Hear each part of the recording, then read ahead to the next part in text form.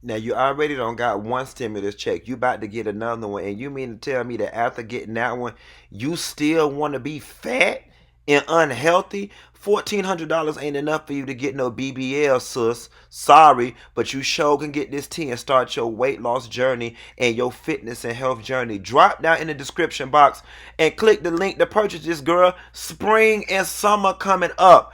Ain't you trying to get chose? Happy Friday, y'all. Listen, I don't know what in the hell done got into white women's this week, but I'm here to help they ass solve it. I'm talking about Sharon Osborne and damn Stacey Dash. Wanna talk about it? Here you go.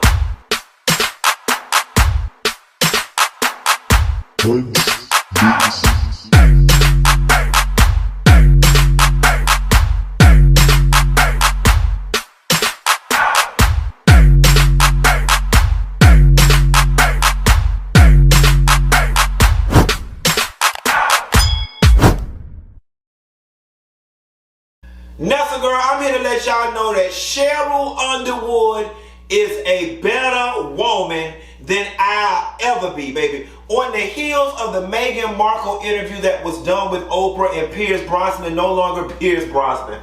Lord, what's his name? Piers Morgan. Piers Brosnan is the man that played James Bond. I'm sitting up here lying on this man about to report the news all wrong and have him racized. Nevertheless, Piers Morgan, after his biased, unfair, personal coverage of Meghan Markle over the years, is no longer with Great Day Britain after what many people consider to be some racist remarks. Sharon Osborne decides that she wants to defend him publicly, and she received a whole lot of backlash, being called racist as well. Well, on her show, The Talk, she sat down and in an attempt to defend herself, she got so upset that she inadvertently ended up yelling at Cheryl Underwood, then had the nerve to tell Cheryl Underwood, "Explain to me what I've done that's racist. Explain to me, and don't you start crying. If anyone should be crying, it should be me. Don't do it. I'm asking you." And bitch, everybody and their mama is looking at her like, London Fish.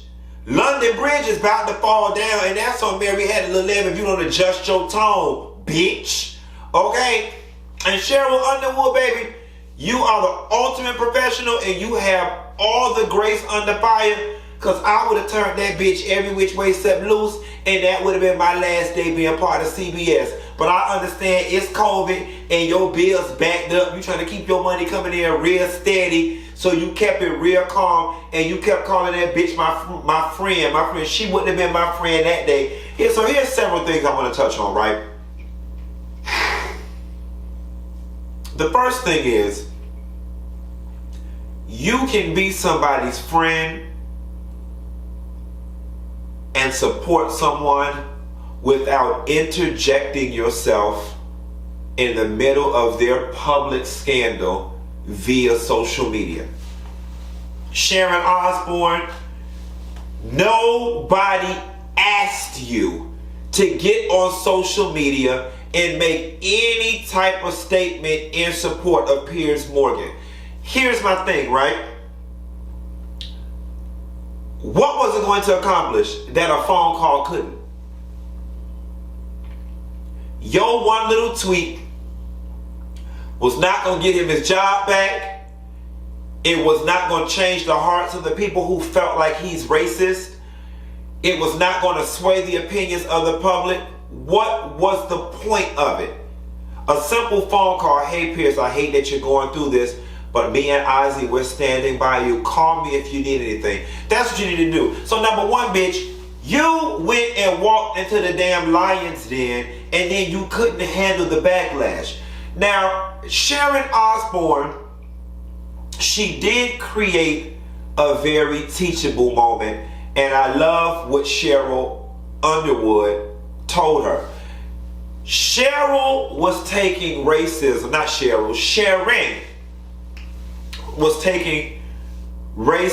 and saying that Piers Brosnan was racist. She didn't understand the complexities of racism. And she thought it was as simple as saying, I hate black people, she's a nigger, so on and so forth. That's why she kept demanding an explanation as to what Piers had done that was racist and what now makes her racist. And Cheryl Underwood so eloquently explained to her that it's not always about what you say, it's about the bias, it's about the tone, it's about the regularity. There's so many other subtle things. Now, one good thing that the Oprah interview did for me, and for anybody out there that questions race as it relates to Meghan Markle, was when they did the comparison articles. For eating avocado toast, grabbing her baby bump, Kate Middleton got praised and got the utmost whatever. But then when Meghan Markle just a few years later did the same thing, it was a totally negative spin on the narrative. Now here's what we also found out, right? Because the argument on whether Piers is racist or if he's just salty, is one that we can duke out on a later day. We later find out, or it comes to the surface for those of us that did not know, is that Meghan was on her way to London. They met on social media.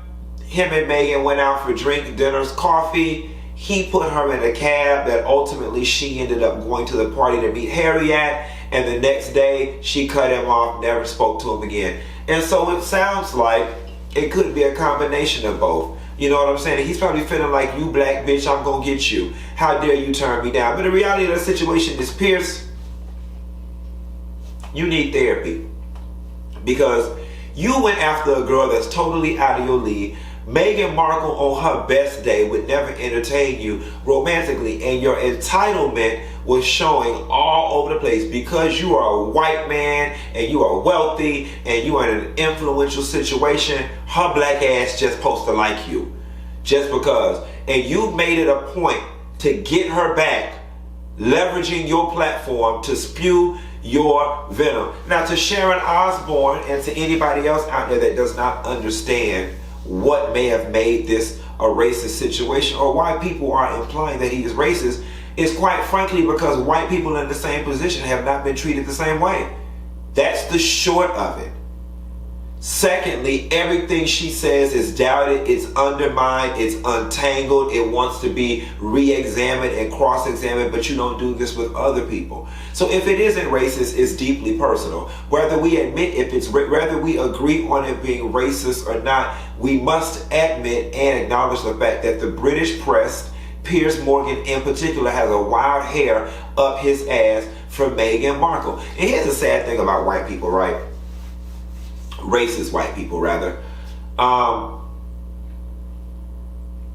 Like I said in the previous video, they rather stack 800 obstacles on their plate versus one obstacle, which is to just stop being racist and stop being hateful. Great Day Britain would be the American equivalent to Good Morning America. You are now out of one of the most coveted jobs on the planet, all because you've been hell-bent on sticking to your position when it comes to Meghan and them. I hope it was worth it. And do y'all understand that? See how now how hate and negative emotions will cause your world to implode? Like, you really hate the girl now, because now you out of your job, whether you got fired or you left voluntarily. I'm not quite really sure. I really don't care what's going on with them folks across the pond, but this was a big story this week, so we had to cover it. All for what? For somebody who ain't checking for you, for somebody who was never checking for you, and for somebody whose life is completely unaffected by you day to day, with the exception of what you were doing in the press.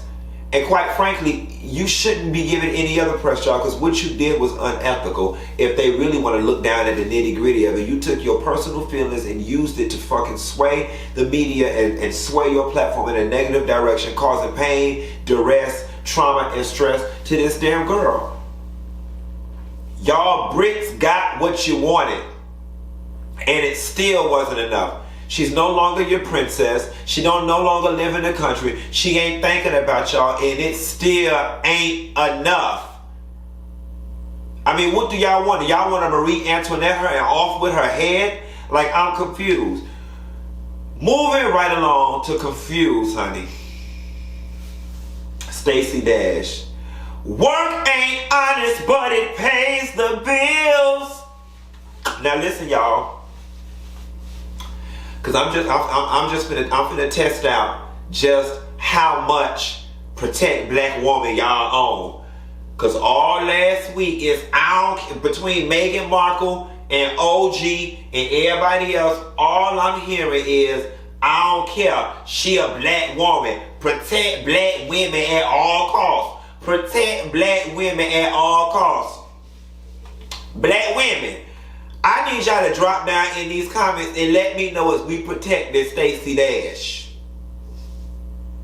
Write your answer now. I'm going to give you 5 more seconds. I need y'all to drop down in the comments right now and let me know if we protect this Stacey Dash. Stacey Dash can suck my ass and lick it with it, okay? Here's the thing about her.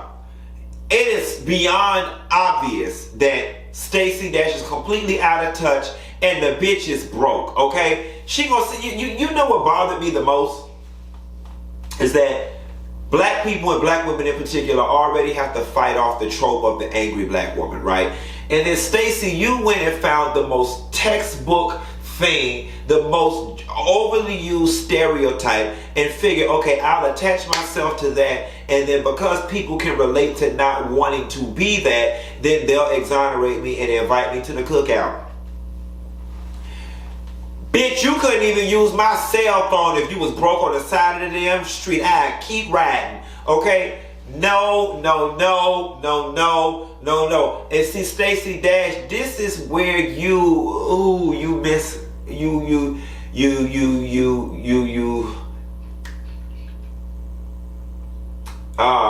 misinterpreted things that black people do. Unfortunately, and this works against you, Stacey Dash, black people are the most forgiving people on the planet, except to other black people. And because of that, girl, we don't want you back. We don't want you back. We don't want you for women's history. We don't want you for black history. We don't want you at all, bitch. Good riddance, sayonara, fly over the Bermuda Triangle for all we damn care. Nobody is having it, and we don't believe you, and the damage is done. You cannot go sit your ass up on the most racist, biased, out of the field news network, sit up in the face of all them white people, air all our dirty laundry, speak negatively in front of black people for the advancement of that Donald Trump ass agenda, talk down on every piece of progress we made, like the NAACP, the BET. Quite frankly, your ass on appeared on BET more times than most black actresses in the business have, considering how old you are. That's a story for another day. But your ass has benefited from it. Then gonna talk down on the see you the type of Negro that you want the door open for you to climb through, and then once you climb through, you close it so nobody else can get in. So when your ass is being sitting over there being praised by them, what I'm trying my hardest not to call them the other word, being called sitting up there being praised by all the white folks, and your money was coming in good and your love life was doing good. You know what I'm saying? You didn't give a damn about us. Now that you don't whoop that man ass and he don't whoop your ass back in Florida or whatever, and your money and your bills backed up and your credit score don't drop 90 points because you had a late payment on your car and your credit card, now you want to run back to the community for refuge. You see what's going on with the Tyler Perry Studios. You see what's going on with the old network and all this progress. You trying to get in Black Panther 2, girl, bye, fuck you. No, ma'am, it's too late. And it don't work like that. It don't work like that. Like, your atonement got to be bigger than your offense. Your atonement has got to be bigger than your offense, bitch. I need to see you in the South Central passing out food to the homeless. I need to see you working for the NAACP, bitch, doing a voters registration drive, going from door to door. I need to see you at New Birth sitting up there with Jamal Bryant thieving ass. Bitch, I need to see you learning all the cha-cha slides, the electric slides. Bitch, you need to be making freeze pops with every goddamn flavor of Kool-Aid. Matter of fact, I need you to show me new combinations of Kool-Aid. I need you to do collard green recipe. I need one with pork, one with turkey, and one for the goddamn vegans. I need a macaroni and cheese cook-off featuring you, Patti LaBelle. I need you to smoke Benson and Hedges and drink brown liquor with Dionne Ward. I need you to be at the Essence Festival singing whoa, whoa, bum, bum, bum with Frankie Beverly and May. Honey, there's just a whole lot I need you to do before we will even consider extending you in application, which when you turn it in, we still gonna deny it, bitch. But you tried. But you tried. And then gonna top it off. And see, here's the thing, gonna top it off. And I said all of that, but Trump's no longer president. As if that fucking exonerates you and deletes the damage that you've done. You were used by those white people as a pawn to hurt the black community, your own people. And now you've got the nerve to come back and ask us for refuge? Bitch, are you fucking crazy? You'd have been better off offing yourself. You'd have been better off asking Tyler Perry to buy you a plot a couple blocks down from Cicely Tyson, dug a hole and laid your ass the fuck in it. How dare you? How dare you? And it's got to be humbling, you bad wench, sitting up there letting them white people use your puss any kind of way, just playing with it like a rag doll, and then they threw your ass to the wolves. And now what? Now you need to come back because you about to be out on a limb. Cautionary tale for black people that always run up behind white people wanting to kiss their ass. It always happens. They have no use for you anymore. And now you want us to have sympathy for you? When you were so brazen and just so ruthless with the things that you were saying. And then you say, I was angry at that time. I was an angry black woman. But the question is, angry with who, sis? Angry with who? Because up until that point, Stacey Dash, black people always regarded you as one of our semi-precious jewels. You were Stacey Dash from the Richard Pryor movie when you was a young girl. You was in Mo Money. You was in Clueless. You were the pretty black girl that never aged. We didn't know much about you personally, but we knew that you were one of our semi-precious jewels in Hollywood who had had this long-standing career from the 80s that never aged that we had to protect. You were there, baby. You had it. And you traded it in for them white folks. They traded you in for Candace Owens. Ain't that some shit? No, baby. You asking the wrong people for an apology and for the check. Carry your ass back to Fox News and beg and barter and slang pussy from the first floor to the mail room if you have to. Go get in with them folks, cause we don't want you, bitch. That's all I got. Ain't got no more. Y'all be sure to like and subscribe. I'll call y'all later. Bear. Bitch, you. I could never ain't like I am.